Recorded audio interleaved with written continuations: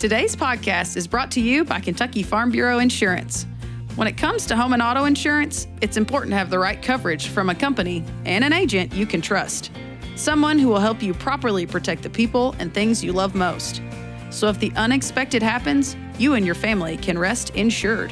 To request a free quote, find your local KFB insurance agent at mykfbagent.com. Kentucky Farm Bureau, big on commitment. Hey, Matt, how's it going? It's going well. I think we have a cool guest today, a neat story about an organization that Kentucky Farm Bureau at multiple levels is a part of, and really excited about today.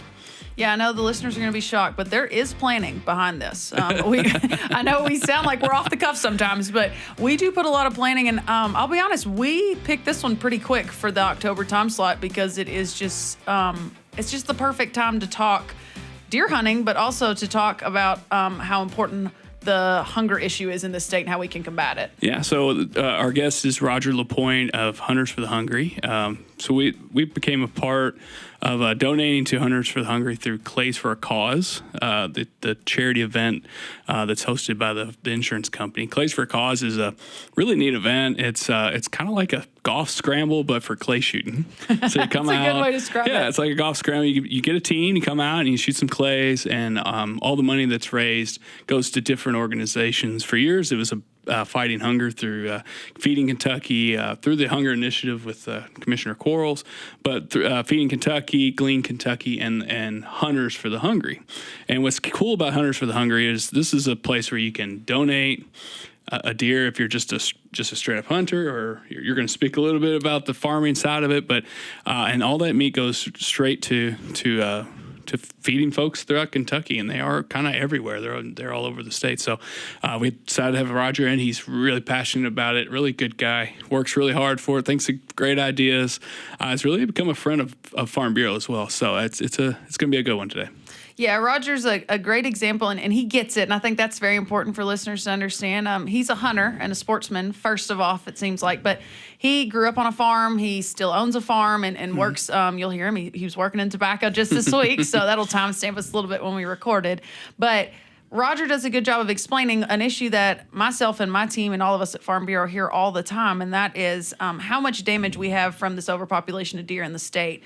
And we have an incredible relationship with the Department of Fish and Wildlife, and we work really hard to help with them and make sure our landowners understand how they can take deer populations and all these different things. But what we're finding is people don't even shoot their limits sometimes, and so why expand it if our guys aren't even doing that? And the reason being is they don't know where to put the meat, and they don't want to leave things to lay. So that's one piece. The other piece that I'm hearing from horticulture, row crop, everything else is we've got depredation permits where we can kill deer year-round if they're truly damaging the crop, and we do not want to let that meat lay and waste. And so the goal is, how do we connect those guys with local processors so they can take care of the problem on their farm and then also take care of a problem statewide, but even bringing that down to their local community and feed, whether it's the backpack program, a church feeding program. There's just, it's incredible how many options Roger gave us of ways that the food can be distributed. I think that's really neat. Yeah, it's easy for farmers to be involved. Farm Bureau's involved.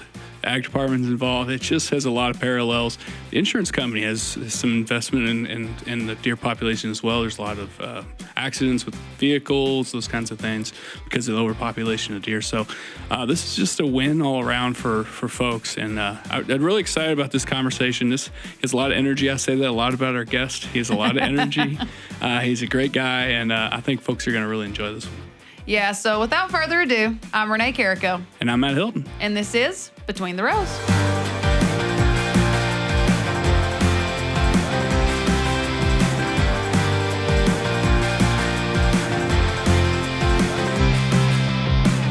All right, well, how's it going, everybody? It's going well. We have a great guest here today. We appreciate you coming up. Oh, no problem. We're very excited. We have been a part of your organization with a big event in the insurance company, Clays for a Cause. So we're excited for you to be here. Tell us a little bit about Hunters for the Hungry. What is this? Well, Kentucky Hunters for the Hungry is an all-volunteer organization. None of us get paid. It's all the money that is raised by Clays for a Cause goes right into providing venison to needy families throughout the Commonwealth. So that's one thing that we're really proud of. Very little overhead. Anything that that is overhead is basically insurance related, but everything else goes right to our program, and we're very proud of that. So, how long has Hunters been around? It was started back in 2018, I believe. A group of hunters got together and noticed our deer herd was starting to really grow, and saw the need that it was a taxidermy shop in Shively, Kentucky, South Louisville, and a guy named Mike Ullman started it and said, hey, we got surplus deer here. We've got Wayside Christian Mission down in Louisville that needs meat, and that's where it basically got its start. And we were incorporated in 2000 and just been growing since then. Very cool. So. Yeah. Okay, so give us your background. We were talking before we started, and I think the listeners will like that. What were you doing just today, and then what brought you? Kind of give us your background, what got you to Hunters for the Hungry? Well, actually, today I came out of the tobacco field. Love it. I was helping my my son-in-law's father, two 60-plus-year-old guys out there putting tobacco up. But, I had a heart stent put in my back in several years ago, and the doctor told me, he said, if you quit, you die. And guess what? I'm not quitting. I'm going. Yeah. Love it. But that's what keeps me young. I've got 12 grandchildren, and that's what I live for. So that's one way for me to get to see them, is because they're all working on the farm too. So we're all in there together. And so You just became so much more relatable to every listener just by that. Your grandkids are in tobacco, and you're in tobacco. We love it. I dabble. I can't say I'm into it, but I've got another small farm in LaRue County, and we do row crops there. And I know quite a bit of soybean farmers down there, and what the damage the deer do to soybeans. So it's all relatable what we can put up with. Yeah. So what? How did you get from? What's your background to get you to Hunters for the Hungry? Oh, well, I've always been a hunter ever since we moved from Michigan, when I was 6 years old, and my dad was a big bird hunter, and we came up here, and there wasn't no pheasants, but there's rabbit and squirrel, and that's what we kids did. And then when deer came around, we jumped into that. That was in the early 70s, and then found out about Hunters for the Hungry, and I've been donating to them since. And then when I was getting ready to retire, Mike Ullman approached me and said, hey, I'm getting ready to move to Tennessee to be with my grandkids. What do you think about taking over the organization? And I said, well, I've been planning to retire myself, and this will be something that I love to do, and the way I can give back to the community. And I jumped on it and been doing it since, about 6 years now. Excellent. So. How's it grown? I mean, there's been fast growth, I would say. It has been, and it's kind of funny. My wife says, man, you work harder at this than you ever did your corporate job. And I said, well, honey, I just love doing it. And God has blessed me so much, and it's just I see so much.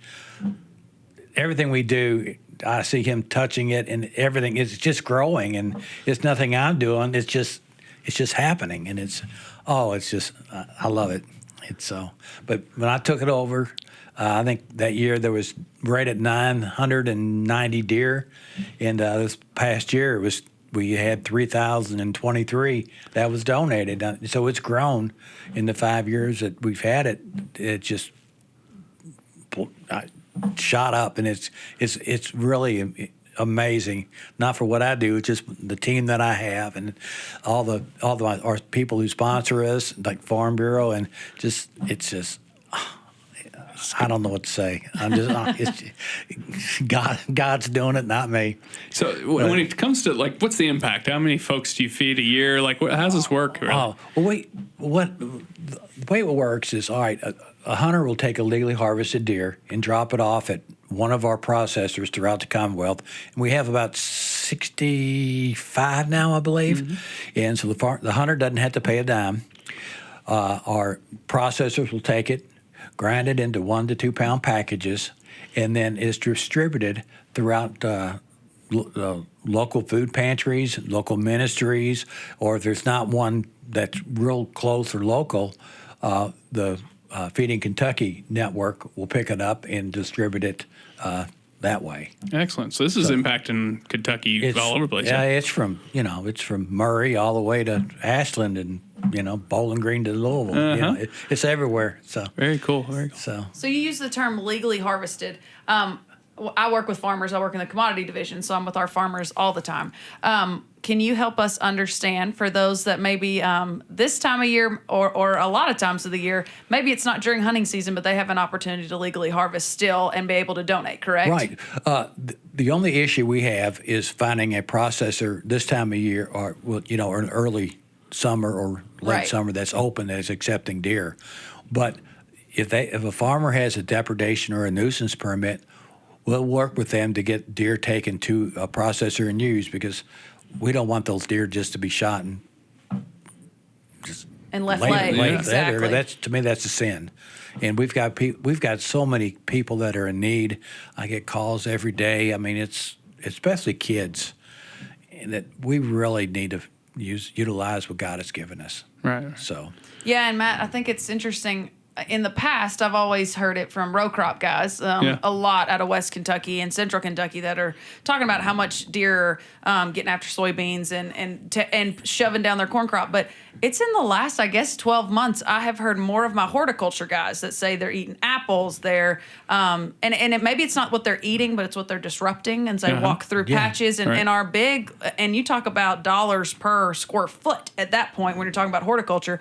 So a lot of farmers, we started bringing this up again really heavily at some of our horticulture meetings, and those guys didn't even know depredation permits were an opportunity. So, and they're used to working with local food banks because some of them do their produce there and things like that. So we're very excited to try to hook them up with both your all's organization, but also their local processors, to make sure we can kind of connect and get that circle fully connected and we can work. And all they have to do is contact the Department of Fish and Wildlife, and then they'll send out a biologist, and they'll look at the deer damage and tell them what kind of permits they are allowed, and then they can call us and work with us to see what we can come up with. Of course, it is a little work. You're going to have to shoot, they're going to have to shoot the deer and then field dress it and then take it to a processor. We're only like 14 people. I can't be all over the state and do all that. But, if they're willing to do that, it will help get a processor involved, and we'll work with them.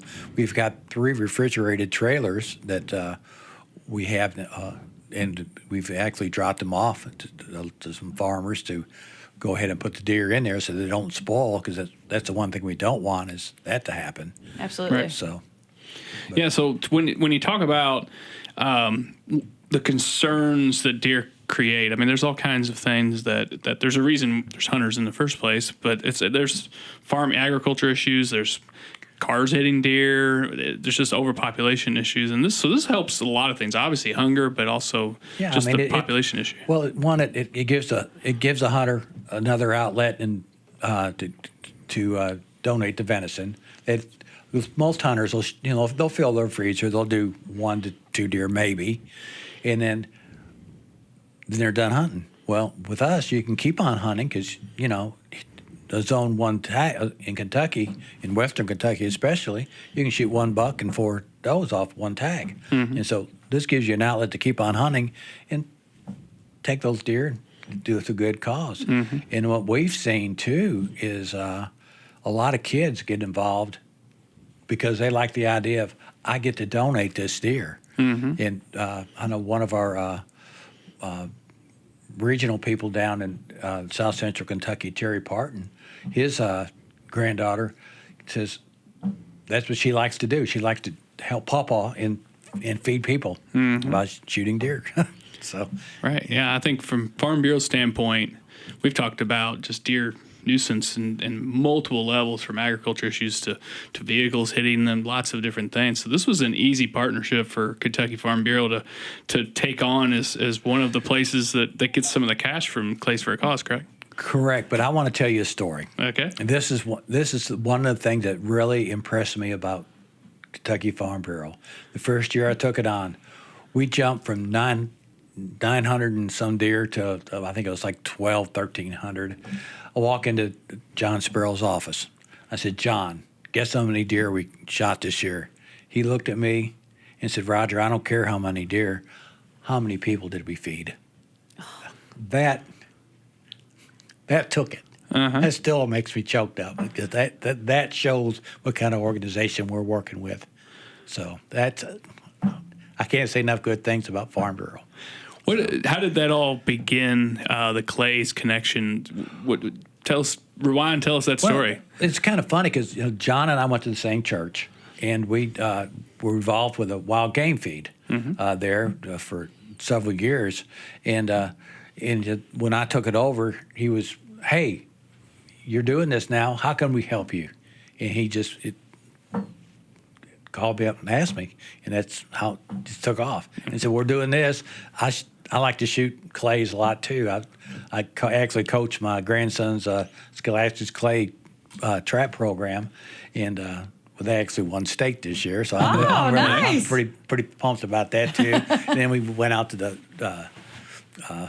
not the regionals, but the nationals in Ohio and shot, and it was just a great time. But anyway,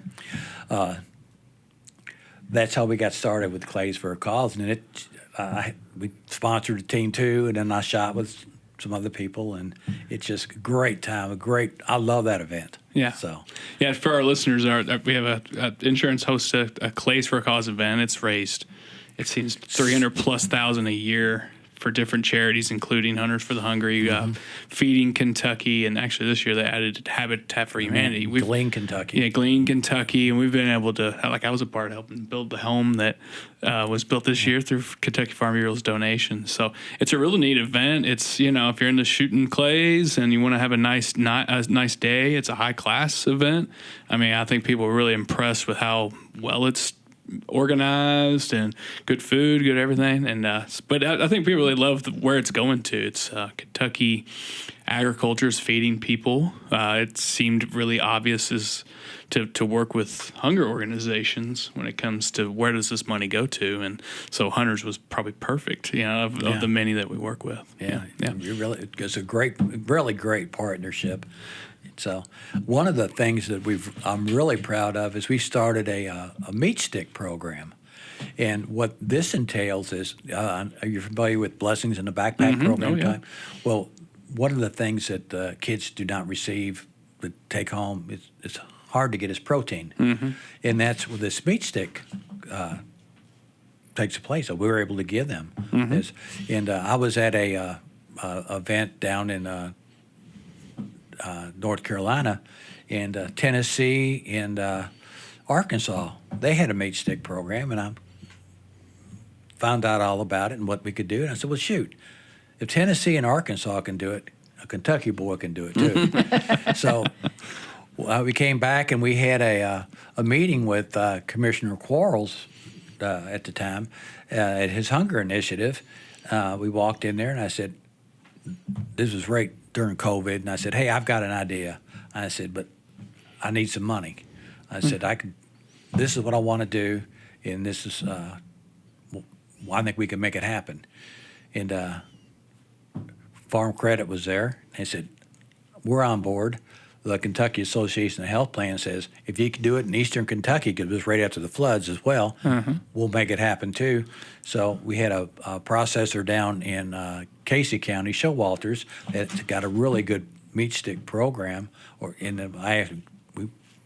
got it all working, and we were able to do 30,000 meat sticks for eastern Kentucky for the first year, just by walking in that meeting and said, I got an idea. Right. I mean, that was, for that to happen, I know that's another God thing. So it was awesome. So that's 30,000 backpacks with some protein in it. Is that where they're mostly all going? Yep. That's really neat. But now, and last year we did over 60,000. Oh man! And it went into Pulaski County, Greene, Taylor, Lincoln. I actually gave some to Bullitt County at Sunrise Children's Homes there. So. How incredible. Showalters actually where in Springfield we run our meat down there, our really? deer meat. Yeah. They have some really, not to do a random plug, but they have some incredible summer sausage. They do. And that's one of the reasons. And they do a deer trade, so you can trade the meat you have, and then they have product already, so they tell you what your equivalent is. So instead of you having to drive back a second time to get your product, you do a trade out. That is so interesting. I will have to tell my husband we will have to get in on this meat stick game because Where? this is awesome. I'll take him one. There we go. There's our selling Hand point. them out. Hand them out. There. No, I do. Going back to clays, I think that's just, and that's why I've always enjoyed Hunters for the Hungry. Outdoorsmen and farmers and rural Kentuckians are one and the same, whether they hunt every year or whether they've got somebody on their farm that does their hunting. This is all the same. We're working the ground. These wildlife are out there. We do all these practices to make sure it's safe for them as well as producing food for America. And so I think it's so neat to have a chance to tie those two groups together that one extra time and pull in what we all care about is making sure people are fed. So you talk about servants' hearts, and I think the story you tell about John is dead on. If you know John Sparrow at all, that is the most John Sparrow thing you'll ever hear is that's fine. And he'll interrupt you quickly and say, and get down to the point, but how many kids are we feeding? And I think that's incredible. Yeah. So very neat. Yeah.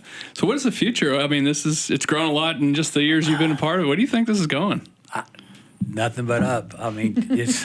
I think as our name gets out there more, and as farmers realize what we're doing, and I think it just creates more opportunity. We're helping.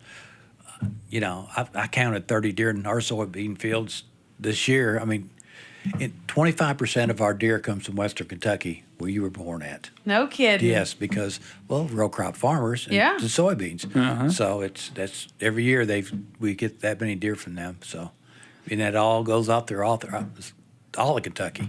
So remind farmers, like, all right, if you want to do this, what's some of the process? How hard? What do they got to do? Let's talk through that a little more. For a farmer, if they have people hunting on it there, encourage them to shoot does and donate to our program. If you lease your property to a guide service or something like that, write it in your contract that, hey, how about shooting some does and donate them, and we'll be sure to take them.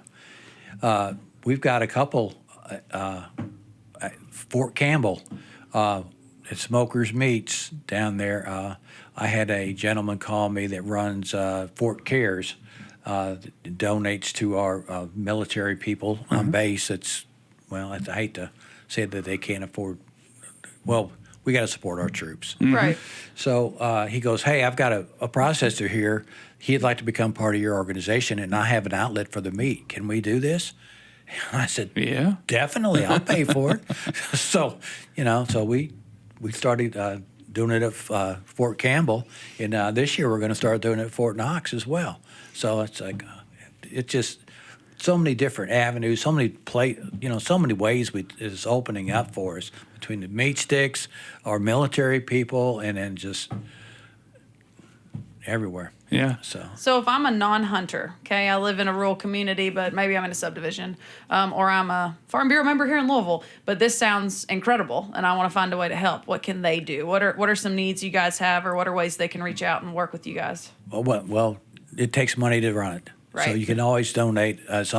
Just go right to our website, and there's a donate button, and we accept PayPal, and or you can write us a check, send it in. I mean, I'll come get the money. I don't care.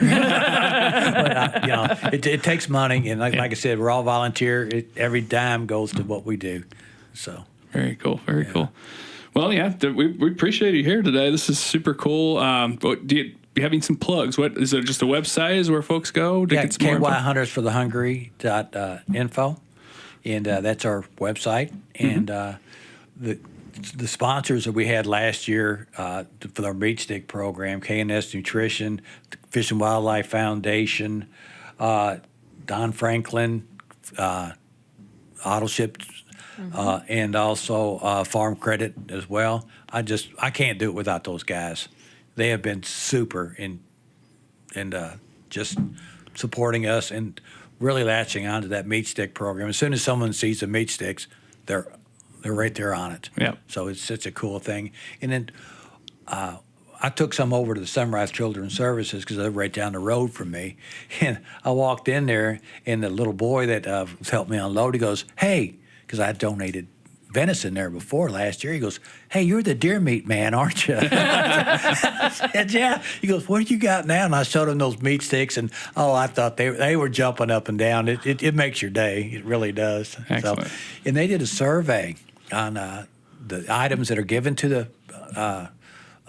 backpack program, number one choice. This meat stick. No kidding. Yeah, that's So good. it's great. So I'm ecstatic about it, and I'm really plugging it, as you can tell. Good. So, Well, thank you for being here. This has been really cool. We're proud to be a contributor to that. I know I could speak for the insurance company. I think people are really into your all's organization, what you're all doing. So we hope you keep doing it, and hope we can help you keep doing it. I want to. Farm Bureau has been so good to us, and I sing their praises daily. So, it's been a great partnership. It really has. Excellent. Thank you. Yeah. Well, we can't thank you enough, and we don't want to keep you from the tobacco, so we'll get you out of here now. I'm good till tomorrow morning.